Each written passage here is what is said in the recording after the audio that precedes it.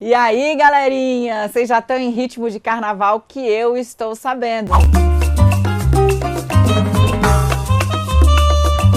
Mas aqui no My News a gente não para nunca. Hoje é terça-feira, dia do seu 100 Politiquês, e nós vamos falar de um assunto que obviamente não vai ter um desfecho agora, mas já mostrou muita coisa.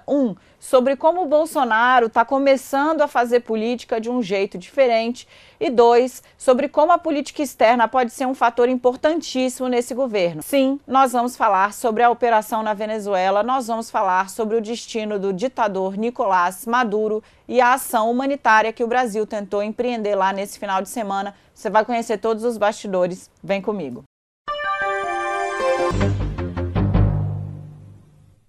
Pois muito bem, pessoal, de saída dá para dizer para vocês o seguinte: a decisão do governo de tentar levar uma missão humanitária para a Venezuela no fim de semana dividiu a equipe do presidente Jair Bolsonaro, e ele fez uma coisa que surpreendeu muita gente. Revelei na minha coluna lá na Folha no sábado que o presidente Jair Bolsonaro chamou para conversar os presidentes da Câmara, Rodrigo Maia, do Senado, Davi Alcolumbre, e do Supremo Tribunal Federal, Dias Toffoli. O que o Bolsonaro falou? Não, dá um pulinho aqui que a gente vai conversar um pouco sobre o cenário na Venezuela, etc e tal. Quando o ministro Dias Toffoli e os presidentes do Congresso chegaram lá para a reunião, tinha também um seleto grupo de ministros para participar da conversa.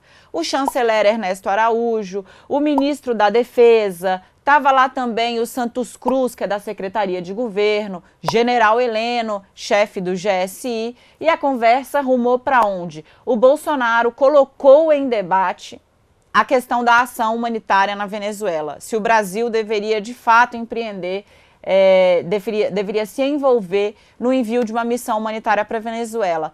Teve debate. Teve discussão. A ala dos militares do Planalto, que atuam no Planalto, o que eu quero dizer com isso? Os militares estão sentados lá perto do Jair Bolsonaro.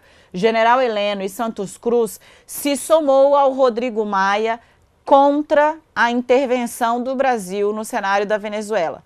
Basicamente, quais foram os argumentos colocados? Eles disseram, olha, presidente, se a gente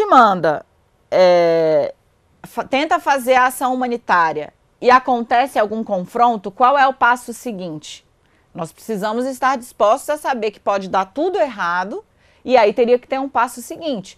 Isso pode levar a um conflito com a Venezuela na entrada na fronteira do Brasil. Só em Roraima são 1.300 quilômetros de fronteira Brasil-Venezuela. Imagina o que é controlar aquilo tudo ali. O Rodrigo Maia também disse que estava preocupado com o fato de, depois dessa ação humanitária, independentemente do desfecho, essa entrada do Brasil na linha de frente ali das costuras com a Venezuela favorecer uma pressão que os Estados Unidos está fazendo. Importante a gente lembrar que Estados Unidos e Brasil estão mais amiguinhos do que nunca e que o Ernesto Araújo tenta ter uma relação muito próxima ali com Washington, né, com a equipe do presidente Donald Trump. E o que os militares lá, os aliados do Trump estão dizendo? Falando, olha, o Brasil precisa tomar frente nisso aí, ajude a gente, deixa ele, tem uma pressão para que a força, o exército americano possa, no caso, né, de haver um entendimento por uma intervenção militar na Venezuela,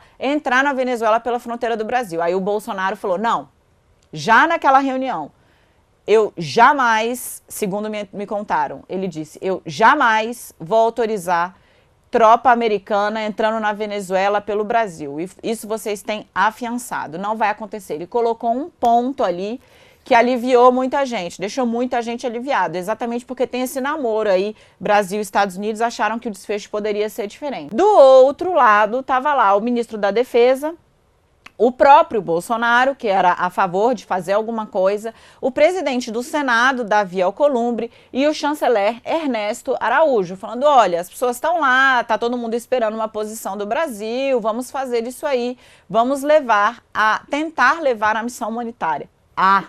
Dias Toffoli, o presidente do Supremo, também chancelou a ação humanitária. Inclusive, o grupo contrário falou, gente, tudo bem, então por que não pede para a ONU fazer a ajuda humanitária? porque a ONU está contra essa intervenção, etc e tal. De fato, a ONU está dividida sobre o que fazer com a Venezuela. Por quê? Rapidamente, o Maduro continua tendo o apoio majoritário da cúpula das Forças Armadas. Ele criou uma legião de generais durante o governo dele e colocou essa legião de generais em postos estratégicos, inclusive gerenciando o petróleo. A Venezuela tem a maior reserva de petróleo do mundo.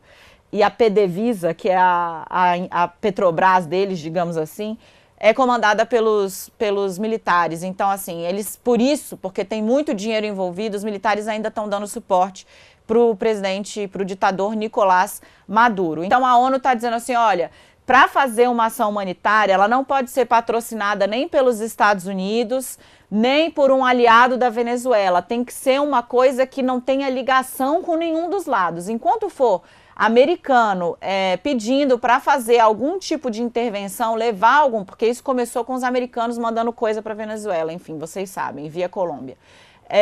Enquanto tiver dedo de um dos lados, não dá para tentar entrar. Essa é a posição da ONU. Beleza, o Bolsonaro decidiu, então, com o apoio desse grupo que eu nominei para vocês, fazer a ação humanitária na Venezuela, mas ele adotou critérios bem...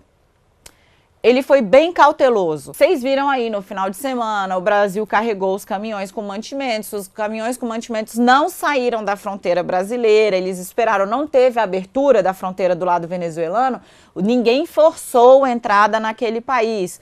Tudo isso foi estudado e acompanhado com muito empenho pelo governo no final de semana. O que o Bolsonaro fez também, gerindo essa crise, que abriu uma nova janelinha pra gente? Ele mandou o general Hamilton Mourão, seu vice-presidente, para discutir lá na Colômbia com o Grupo de Lima, que reúne aí países interessados na gestão dessa crise aqui da América Latina, para discutir a situação venezuelana, junto com o chanceler Ernesto Araújo, que é um cara que o próprio Mourão já criticou, falando, olha, esse chanceler às vezes vem com umas ideias, um papo meio assim, precisa ver o que é que dá. O Mourão é frontalmente contra qualquer tipo de intervenção de força na Venezuela, porque ele fala que teria um custo muito alto para todos os lados envolvidos e tudo que o Brasil não quer, e o general Mourão aí está à frente, né, dessa linha de pensamento, é entrar em uma guerra aqui, não, aqui tem uma guerra na nossa fronteira, o país vizinho, como eu já falei, só Roraima, 1.300 quilômetros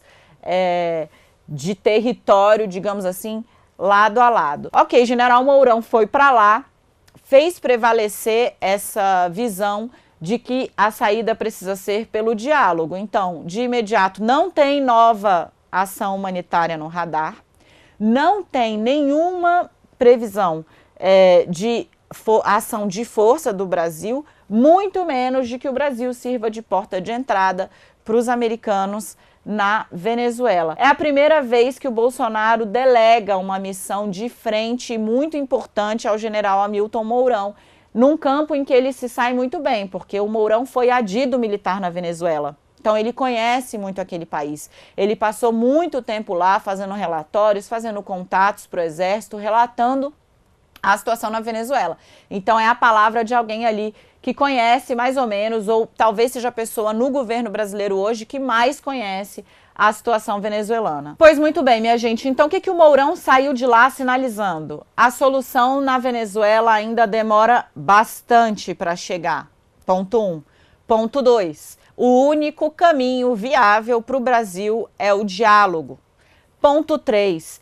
Mourão faz isso, o Brasil faz isso, porque ele está lá representando, né, o governo brasileiro, depois do auto-intitulado presidente, né, da Venezuela, o Guaidó, que era presidente da Assembleia Venezuelana, que foi lá e falou, não, então agora eu me declaro presidente da Venezuela, essa é a disputa de poder que está sendo travada lá dentro agora, ter falado, eu acho que todos os países que estão interessados em resolver a vida da Venezuela deveriam considerar todas as opções disponíveis. O que ele quis dizer com todas as opções disponíveis? Inclusive os da força. Então o Brasil vem dizendo, não, essa parada aí a gente não está disposto a topar. Por que esse episódio é muito importante? Porque é uma crise que vai se estender ainda durante bastante tempo. como eu disse, especialmente na região norte, que é por onde o fluxo migratório tem corrido com mais força, isso tem um impacto muito grande. Estrategicamente para o Brasil é muito importante que essa coisa tenha um desfecho e que o desfecho seja por uma via pacífica. Pense, por exemplo, no Paulo Guedes, que está tentando aprovar a reforma da Previdência, se de repente desemboca uma guerra aqui na fronteira. E guerra, minha gente, guerra custa muito dinheiro, né? Então, para ele, por exemplo, para a nossa economia, seria a pior coisa que poderia acontecer. Mas esse episódio, acima de tudo, mostrou um lado diferente e eu diria bastante perspicaz do presidente Jair Bolsonaro.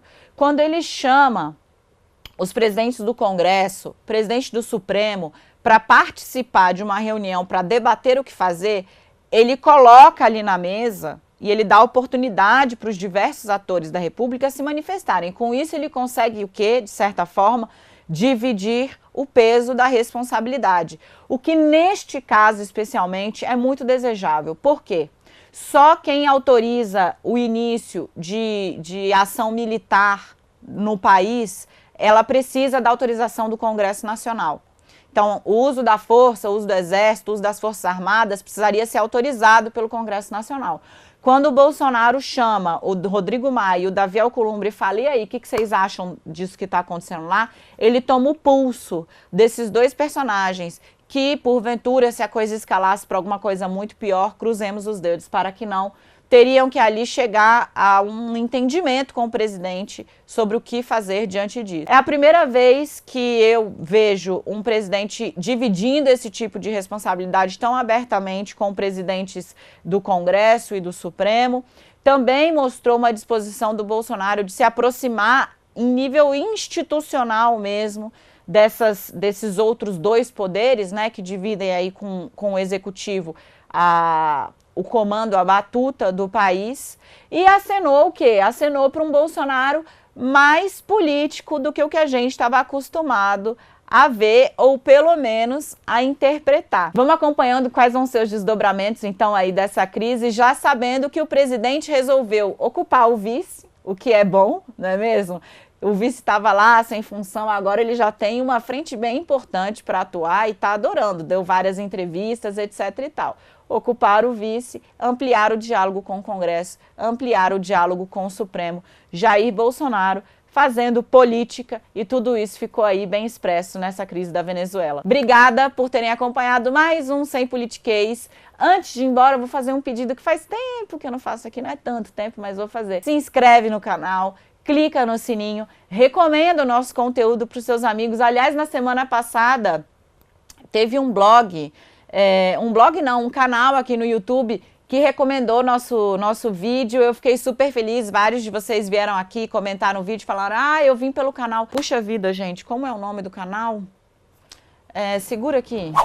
Foi o pessoal do canal Subtosco que indicou a gente, eu achei uma graça. E seus seguidores vieram aqui, clicaram, assistiram o vídeo e fizeram questão de dizer que vieram por sua indicação. Então, muito obrigada. Faça como o pessoal do Subtosco, indique o Sem Politiquês, continue acompanhando o nosso programinha aqui toda terça-feira. Obrigada e até a semana que vem.